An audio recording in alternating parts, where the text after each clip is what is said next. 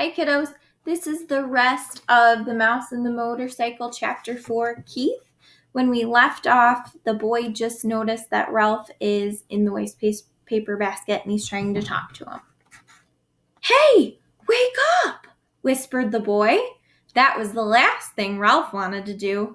Come on, pleaded the boy. I won't hurt you. Ralph considered. After all, what did he have to lose? If he stayed in the wastebasket, he was almost certain to get dumped into the incinerator. He might as well come out from behind the core. If he did, he might find some opportunity to escape. Cautiously, he moved his head from his paws and opened one eye. The boy was smiling down at him. Encouraged, Ralph opened the other eye and lifted his head.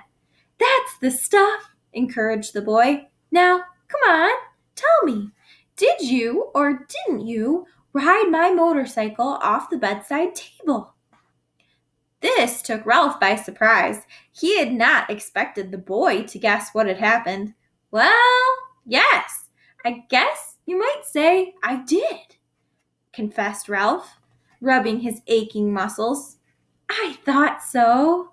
Neither the mouse nor the boy was the least bit surprised that each could understand each other. Two creatures who shared a love for motorcycles naturally spoke the same language. That must have been some accident. Did it hurt much? Oh, some, answered Ralph, with a display of bravado. Anyway, I didn't exactly ride it. I really coasted off. The telephone rang and startled me. Now, how about getting me out of here? Just a minute, said the boy. How did you get up here in the first place? Climb, stupid! On the telephone cord. Ralph instantly regretted his rudeness. He had better watch his tongue if he expected any help from escaping the wastebasket. Oh, of course, said the boy.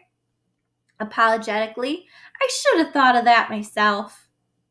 At the moment, there came a quick knock on the door from room 215 and the rattle of a key. Help! Cried Ralph. The maid! Don't let her see me. Before the boy could do anything, the maid burst into the room. Oh, excuse me. She seemed surprised to see a boy kneeling by the wastebasket. I've come to turn down the bed. That's all right, said the boy quickly. I can do it myself. Thanks anyway.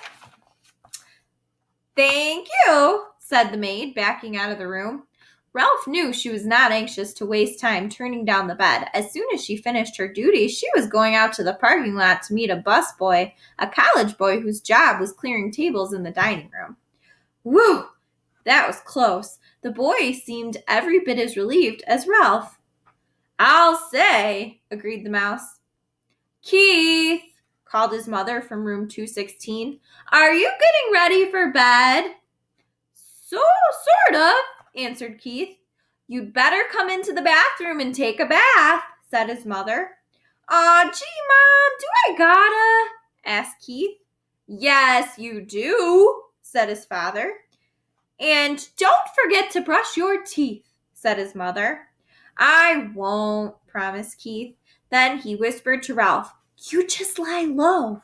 I'll hurry and take a bath and get into bed and turn out the light, and after Mom comes and kisses me goodnight, we can talk some more. Lie low indeed. Ralph was indignant.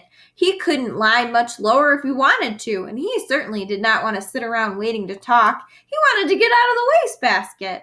Once he was out, he would see about talking, but not before. Ralph could hear the boy splashing in room 216's bathtub and then hastily brushing his teeth in 215's wash basin. After this, there was a sound of a suitcase being opened and clothes dropped on the floor. The boy hopped into bed, and to Ralph's relief, the light was turned out. In a moment, Mrs. Gridley came in to kiss her son good night. Night, Mom, said the boy, sounding as if he were already drowsy. Good night, Keith, said his mother. It looks as if we are going to have to stay here a few more days. Your father refuses to budge. That's okay, muttered Ralph, giving the impression that he was almost asleep. Good boy, said his mother. You're a good sport. Good night, son, said the boy's father from the doorway between the two rooms. Keith did not answer. Instead, he breathed slowly and deeply as if Ralph thought a bit too noisily. There was no sense in overdoing things. As soon as all was quiet in the next room, the boy swung his legs out of bed, fumbled around in his suitcase, and shone a flashlight into the wastebasket. Almost blinded by the unexpected light, Ralph held his paws out over his eyes. "Hey, cut that out!" He could not remember to be polite. "Oh, sorry." The boy laid the flashlight on the bed, where the beam shone across the wastebasket rather than in it. "That's better," said Ralph. "Now, how about getting me out of here?" As an afterthought, he added, "Please." The boy ignored the mouse's request.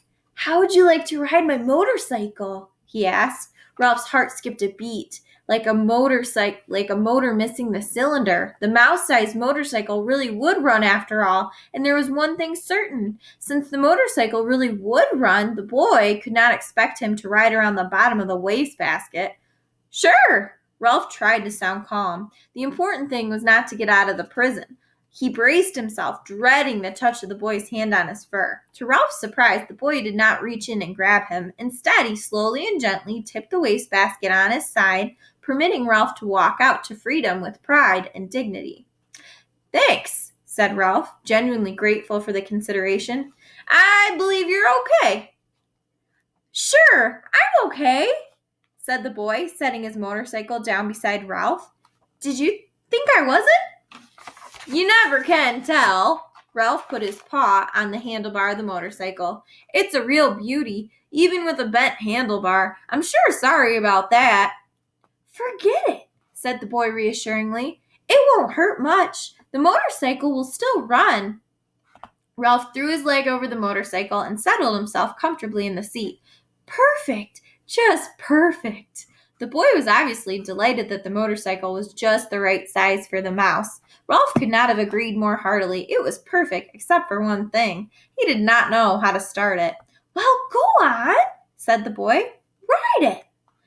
Ralph was ashamed to confess his ignorance. "I don't know how to start it," he admitted. "It's the first motorcycle I have ever had a chance to ride."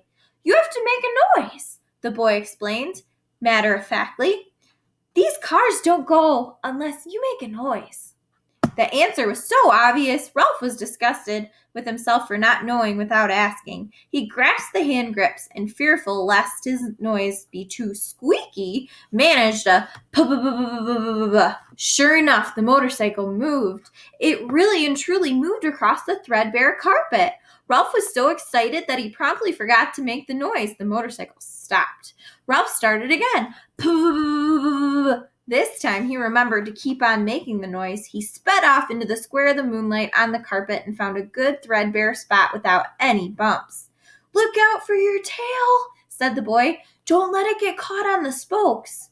"Thanks for reminding me," said Ralph, causing the motorcycle to stop. He started it again and steered one paw while the other reached back and caught up to his tail and held the tip safely against the handlebar. It was a glorious sensation, speeding around the carpet, freely and noisily, and most of all, fast. Ralph discovered that if he made the noise fast, the motorcycle speeded up. If he slowed the sound, the motorcycle slowed down.